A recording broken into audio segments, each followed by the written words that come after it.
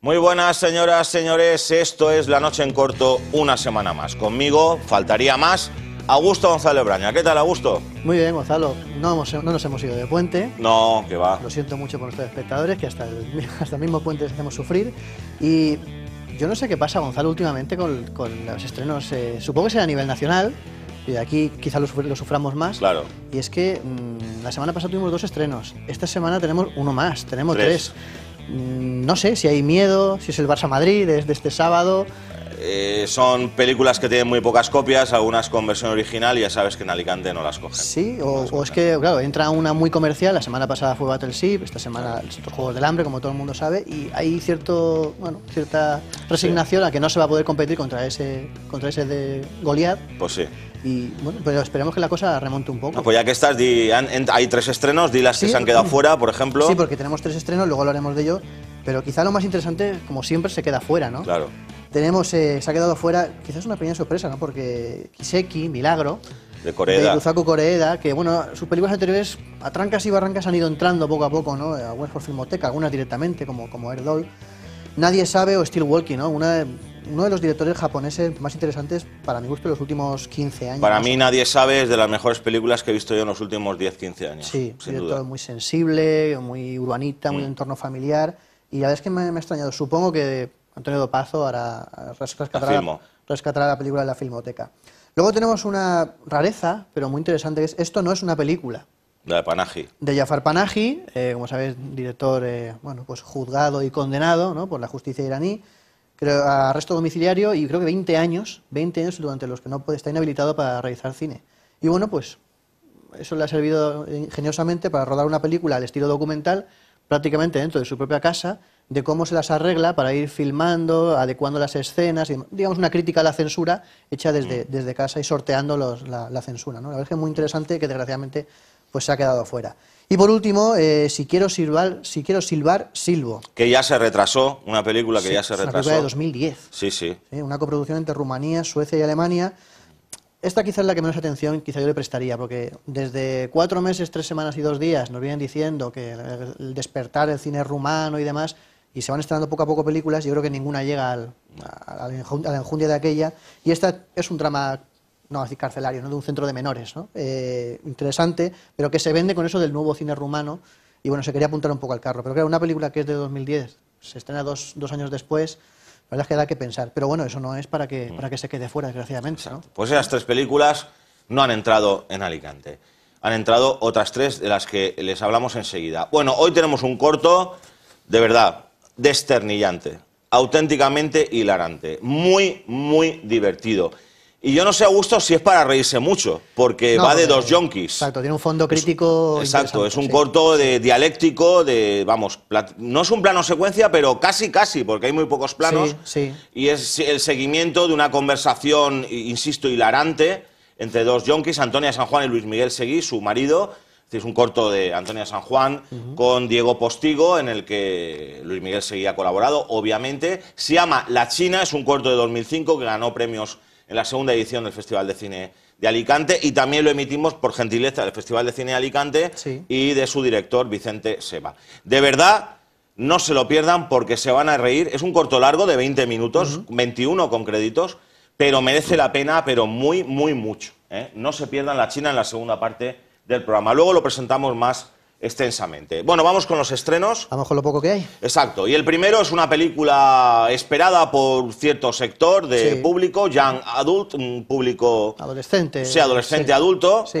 Se trata de Los Juegos del Hambre, adaptación al cine del primero de los 3 volúmenes, publicado en septiembre de 2008, que constituyen la trilogía de Susan Collins, que ya ha vendido 26 millones de ejemplares en todo el mundo. El segundo libro, que se llama En llamas, se estrenará en los cines el 22 de noviembre de 2013.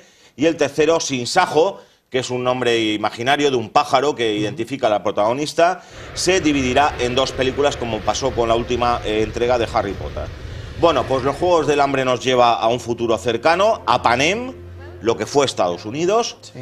Un Panem dividido en 12 distritos, gobernados por el tiránico Capitolio, y en el que hay 2 únicas clases, los pobres y los ricos que viven en el Capitolio. Bueno, pues cada 2 años se celebran los Juegos del Hambre, una atroz reality show televisado en directo en el que 2 representantes de cada distrito, de los pobres, obviamente, entre los 12 y los 18 años, son abandonados en el bosque y en el que solo uno puede sobrevivir matando previamente a los demás.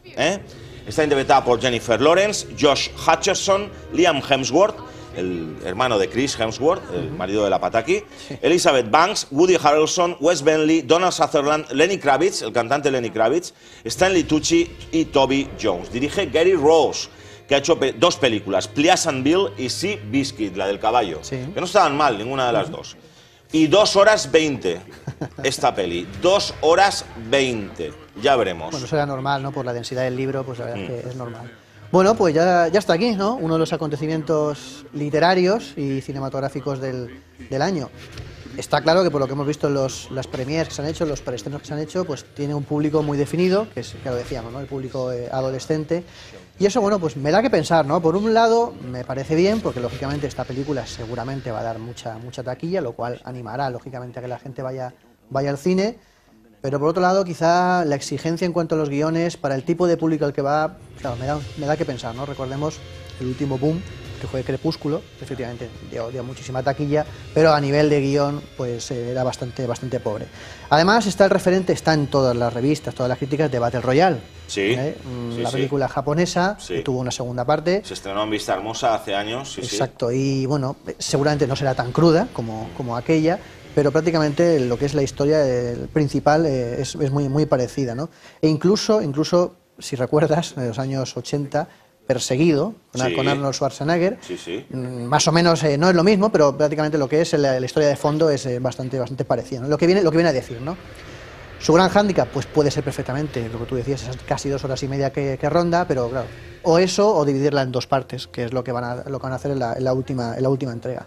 Y sin duda, pues es la gran oportunidad para Jennifer Lawrence, a quien descubrimos en Winter's Bone, película que reivindicamos. Y bueno, pues en cuanto al planteamiento me parece interesante, manido, hay que decirlo, es un poco... Pero creo que no es la típica película de acción o de supervivencia. Además, aquí tiene que sentar las bases, con lo cual supongo que también se justifica más que dure aproximadamente sobre las 2 horas y media. Y digo que no es la típica película, creo que va a ir un poquito más allá. Tendrá su pequeño toque crítico, ¿no? Sobre el autoritarismo, la crítica al sistema penitenciario, los estados policiales, al intervencionismo de los medios de comunicación. Vamos, yo creo que hay bastante por donde cortar. Y a pesar de su comercialidad y de que Gary Ross hasta ahora no ha hecho ninguna película parecida, más bien eran melodramas, pues yo creo que tiene buen aspecto, ¿eh? Hombre, yo en principio la defiendo, ¿eh? Yo, desde luego, va a ser muy superior a Crepúsculo. A mí Crepúsculo, es que ni me molesto ni ir a verla, pero esta la voy a ver. En el guión ha colaborado la propia novelista, Susan Collins, y aunque evidentemente el referente es Battle Royale, la película japonesa, hombre, me tira para atrás la duración, pero esta por lo menos hay que verla a ver qué tal, ¿eh? Claro, porque es que si la haces con el de menor duración, pues siempre va a estar la crítica de que es que el libro es más extenso, es más profundo, y bueno, o las tiras a 2 horas y media, o bien no te toca más que hacerla en 2 partes, que a mi gusto es una estrategia de marketing, pero es poco agradecida para el visionado, ¿verdad? Bueno, pues ya tienen ahí los Juegos del Hambre, para los jóvenes adultos.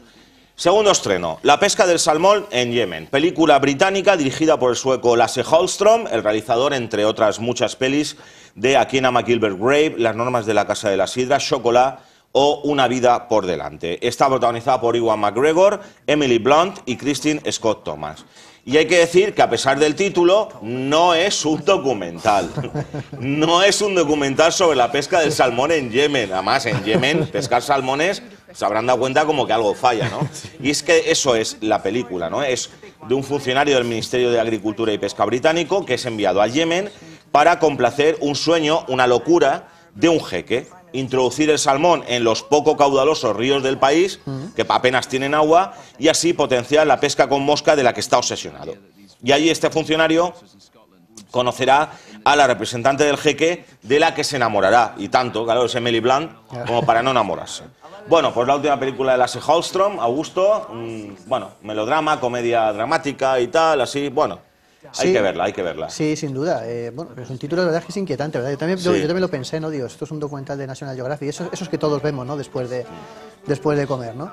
Y bueno, pues Lasse Hallström, la verdad es que es un director irregular, hay que decirlo, pero yo en toda su filmografía no he visto ningún bodrio, no tiene ninguna mala película, quizá algunas mejores, otras peores, mejor rematadas, pero sin duda no tiene ninguna mala película. Es verdad que está un poquito encasillado en el melodrama, hemos repasado un poco su filmografía, que prácticamente casi todas son melodramas, pero siempre tienen su punto de exquisitez y de calidad, ¿no? A mí no me parecen dramas lacrimógenos y afectados, sino todos tienen su punto de clase. Además, es el guionista de Slumdog Millionaire, si no he leído mal, con lo cual, bueno, pues le da cierto empuje a la película. Y bueno, aquí se mezcla un poquito de romance, una película con cierto preciosismo fotográfico, que también es agradable, el típico choque de culturas, mensaje ecologista, vamos, digamos un batiburrillo de elementos que yo creo que pueden dar un buen mejunje y en principio nada puede fallar. Y además, una clase desbordante de la pareja protagonista, Ewan McGregor, todo un señor, y Emily Blunt pues, está absolutamente en alza, ¿no? Una actriz en alza. Con música de Dario Marianelli, oscarizado Dario Marianelli, que también le da muchísima clase a la narración. Y bueno, quizá parco argumento, un guión un poquito, bueno, poco que contar, pero sin duda, en principio eficiente, tiene elementos suficientes, como he leído, para salir con una sonrisa de la sala, con lo cual ya es bastante. Muy bien. Bueno, y el último estreno es Soul Surfer, es una película que se anunció hace meses, se ha retrasado, lo cual ya saben que no es buena señal. Soul Surfer significa surfera del alma, y es una película que está basada en una historia real, porque recrea la peripecia auténtica de la surfera Bethany Hamilton, quien con 13 años durante un entrenamiento sufrió el ataque de un tiburón tigre que le arrancó el brazo izquierdo. Bueno, pues pese a ello, y por el talento natural que tenía esta chica para el surf, consiguió llegar a ser una estrella de este deporte y un ejemplo de superación. Protagonizada por Anna Sofía Robb, la actriz de Un puente hacia Terabitia y La montaña embrujada, Helen Hunt, de la que hacía tiempo no sabíamos nada, la oscarizada por As Good As It Gets, Helen Hunt, y Dennis Quaid. Dirige Sean McNamara, que ha hecho, bueno, casi mejor no decirlo, Carrera Espacial, Escucha mi voz y Bratz, la peli de las muñecas Bratz. Pero bueno, hay que decir que es su primera película para público adulto y no es un subproducto como estos tres y otros que ha hecho que ni nombramos, porque tiene auténticos subproductos, ¿no? Bueno, pues yo qué sé, esto a lo mejor es interesante, pero tampoco tiene especial atractivo, ¿no? No lo sé. El surf, imágenes del surf y tal. Yo creo que no han sabido encasillar, encuadrar, buscarle fecha a esta película, en definitiva, ¿no? La verdad es que esos retrasos no auguran nada bueno y quizá dices, bueno, es que si la estrenamos en Semana Santa quizá tampoco es buena época, por el tema que trata, ¿no? Lo que hay de fondo. Pero no sé, la verdad es que no me huele nada bien. Hace un año vimos, si recuerdas, 127 horas, la película, la lucha por la supervivencia, la superación personal de un montañista que se había quedado atrapado, ¿no? Que sufría un accidente más o menos similar, ¿no? Aquí pues, yo creo que la premisa pues, es prácticamente idéntica, pero aquí creo que se juega con ventaja, ¿no? En 127 horas era una localización, aunque luego se hacían trampas, y bueno, quizá era más difícil de rodar esa película. Aquí pues la verdad es que la historia puede tener cierto interés, pero es la típica historia de superación personal. Además es una película auspiciada por el canal Disney Channel, o sea, de corte televisivo, que cuenta con dos actores de renombre, pero en papeles secundarios para empujar, darle un poquito de publicidad a la película. En este caso Helen Hunt y Dennis Quaid también un poquito de capa bastante caída, ¿no? Últimamente no acierta con sus papeles. Es verdad que el relato puede ser interesante por lo que quiere contar, pero creo que todos sabemos cómo funciona esta película, ¿no? Cómo se va a desarrollar. Y probablemente, pues quizá esté el elemento dramático un poquito subido de tono, el lacrimógeno. Afectado, sí. Exacto. Entonces, y además hubo un documental sobre esta película, hubo un documental, creo que contado con la propia protagonista, que creo que le da cierta más veracidad, no sé, más verosimilitud a la historia, ¿no? Esto, ficcionar los hechos, bueno, pues un biopic de corte televisivo que creo que va a ser poco profundo. La verdad es que el hecho de que se haya retrasado ya dice mucho de ello, ¿no? Sí. Bueno, pues estos son los tres estrenos de esta semana en Alicante. Vamos ya con nuestra opinión sobre las dos películas que se estrenaron la semana pasada, Battleship y de Nicolas Sarkozy. Les doy mi opinión sobre Battleship. Bueno, a mi juicio, si no nos la tomamos en serio, porque es una película que no se puede tomar en serio, creo que puede valer como mero pasatiempo, tan llevadero como carente de la más mínima verosimilitud y consistencia dramática. Yo hacía tiempo que no veía un guión tan apañado, tan amañado, tan pueril y tan ingenuo. No es que sea todo mentira, que por supuesto lo es que la manipulación dramática alcanza cotas de desfachatez. No hay vergüenza posible. La credibilidad, la seriedad, el rigor y la solidez del argumento se borran de un plumazo desde el mismo principio. En este film todo vale, desde que un patán sin oficio ni beneficio se aliste a la Marina Americana y de la noche al día se convierta en un líder heroico que salve al mundo de los extraterrestres, hasta que unos entrañables abuelos dejen el hogar del jubilado, vuelvan al obsoleto acorazado Missouri en el que combatieron en la Segunda Guerra Mundial y al ritmo del Thunderstruck de AC/DC lancen un enfrentamiento contra los alienígenas. En definitiva, todo de risa. Eso sí, visualmente la peli es llamativa, por momentos poderosa y por momentos deslumbrante. Podía haberse llamado Transformers 4 en el océano. Sí. Además, el juego de hundir la flota es de Hasbro, igual que los robots, ¿verdad? Y todo es muy Michael Bay. Sí.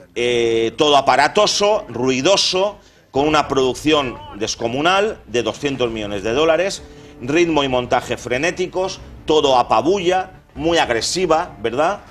Con la finalidad de que el espectador no piense en lo que le están contando y no se dé cuenta de que realmente es una pantomima, ¿no?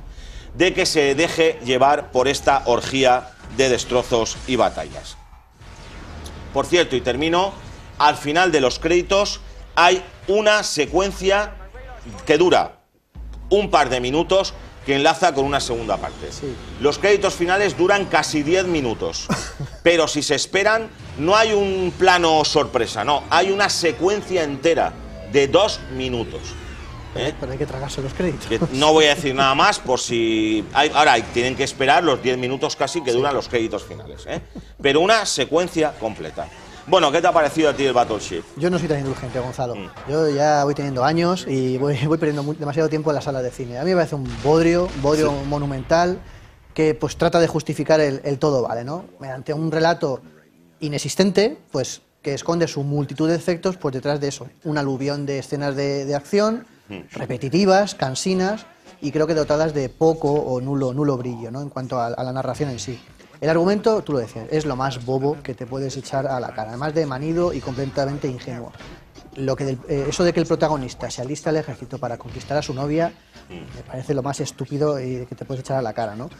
No voy a entrar en detalles en cuanto a que si la película es una exaltación de los valores y del ejército norteamericano, que si es petulante, que si es fascistoide. Eso me produce verdadera grima, pero bueno, al fin y al cabo las películas las hacen los americanos y ellos defienden sus valores, pero la película va de eso, es un panegírico del ejército norteamericano. La narración, pues convencional a más no poder y sobre todo desaprovechada. Habíamos vendido la moto la semana pasada con que había 2 puntos de vista... Bueno, hay cámara subjetiva de los extraterrestres, pero nada más. Pero prácticamente los motivos, la justificación de la invasión... Esto en las grandes películas, en el planeta de los simios se veía mucho, ¿no? El otro punto de vista. Aquí no se ve absolutamente nada. Es una mera excusa para justificar una y otra secuencia de acción una detrás de otra, ¿no? Que me parecen absolutamente repetitivas. Eso sí, que explota muy bien el sonido de la sala. El sonido es brillante. Es absolutamente apabullante. El sonido ¿no? es brillante, sí. Pero eso no deja de ocultar el vacío narrativo que tiene la película. Se ha cogido para mi gusto lo peor del cine de Michael Bay mezclado con el patetismo y la desvergüenza de algunas películas comerciales de los años 80, ¿no? Como por ejemplo Top Gun, ¿no? Tan solo el sonido, como decía, y un par de temas de AC/DC, tú decías Thunderstruck, creo que también está el Hard as a Rock por ahí, sí, pues anima momentáneamente la película. Una película excesiva, vacía de contenido, completamente desaprovechada, que va de grandilocuente y cuando lo que baraja, lo que tiene entre manos, no es más que un guión de servilleta, de serie B, incluso de serie Z, con un presupuesto multimillonario. Yo, de luego, acabé bastante cansado de esta película. A la hora estaba absolutamente exhausto, ¿eh? Así que... La verdad es que sí. Eso sí, está teniendo bastante buena taquilla, sí, pero y bueno, y si están pasando un mal momento, sale Brooklyn Decker no sé yo si se lo recomendaría, ¿no? Si tienen la libido muy subida, cuando salgan de la peli después de ver a Brooklyn Decker, todavía va a ser la cosa más acentuada. Sí, la verdad es que los planos están muy bien detallados, Sí. muy bien compuestos para deleite del público masculino, sí. Muy bien, bueno, y de la ficción más Ramplona. más ramplona y absolutamente todo mentira, vamos a la política con La Conquête, La Conquista, que es el título original de Nicolas Sarkozy. Bueno, a mí me parece una interesante película, pero hay que decir desde el principio que su atractivo está condicionado al interés que el espectador tenga por el personaje y, por extensión, por la reciente política francesa. ¿Por qué? Pues porque el film nos cuenta la intrahistoria de la ascensión entre 2002 y 2007 de Sarkozy a la presidencia de la República. Es decir, las luchas por el poder con Dominique de Villepin, el duelo de egos con Chirac y el proceso de fabricación, con campañas electorales o de partido incluidas, es decir, primarias y tal, de un político. El proceso, cómo se fabrica un político triunfador, ¿no? Más llanamente, pues, politiqueos. Politiqueos que solamente conocen los periodistas, Sí. que se dedican al mundo de la política, y que el común de los mortales, pues, la mayoría no sabemos, ¿verdad? Desde luego, la peli es detallista, minuciosa, está documentada. Eso sí, conviene estar familiarizado con la política francesa, de la que yo diría que hay que tener un mínimo de conocimiento para entender la peli con propiedad, porque por momentos es densa. A mí además me ha sorprendido el tono. El tono no es nada grave, ni nada trascendente. Al contrario, sin llegar a la caricatura, parece de opereta de ambiciones políticas. A lo que coadyuva la música de estilo circense de Nicola Piovani. Sí. Es música de circo prácticamente, Augusto. La peli es ágil, dinámica y no falta el contraste entre el éxito político de Sarkozy y su derrota sentimental con su esposa Cecilia, que lo dejó por otro. Volvió con Nicolás para hacer el paripé en la campaña presidencial y cuando ganó el mismo día que gana lo abandonó definitivamente, ¿no? El día de esa victoria. Denis Podalides como Sarkozy está estupendo. Carla Bruni no sale. Los que piensen ir a ver la película por el morbo de Carla Bruni, pues decirles que Carla Bruni no sale. El episodio con Carla Bruni es inexistente en la peli. Y eso sí, es una peli de poco relieve cinematográfico, poca altura cinematográfica. Casi rozando el telefilm. No es que sea un telefilm, pero casi. Es decir, como película en sí, pues no va demasiado allá, ¿no? Pero es una peli interesante, insisto, si les interesa el personaje y la política francesa. Y más ahora que van a ser la primera ronda de las elecciones francesas. Chirac ha dicho que no va a votar a Sarkozy, eso que es de su propio partido, y otros políticos más. Es decir, que parece ser que va a ganar François Hollande. Así que, bueno, pues les puede venir bien de aperitivo esta película. Al final se despeja la duda que tenía yo. ¿Es un espaldarazo para Sarkozy de cara a las nuevas elecciones? No. No es propagandística. No, lo trata incluso, pues eso, es un pequeño dictadorcillo y tal, y que, bueno, pues utilizó a Cecilia para dar imagen de matrimonio perfecto y tal, y hombre, con cierto carisma y tal, pero... Vamos, en fin, no es un panegírico, como dirías tú, de Sarkozy. No es una película oportunista. No. Vale. Muy bien, pues hasta aquí la primera parte del programa. ¿Gustó? Y ahora viene un muy buen corto, ¿eh? Nos vamos a publicidad y enseguida les presentamos brevemente La China, el divertidísimo corto de Antonia San Juan y Luis Miguel Seguí. Así que nos vemos inmediatamente. Hasta ahora mismo.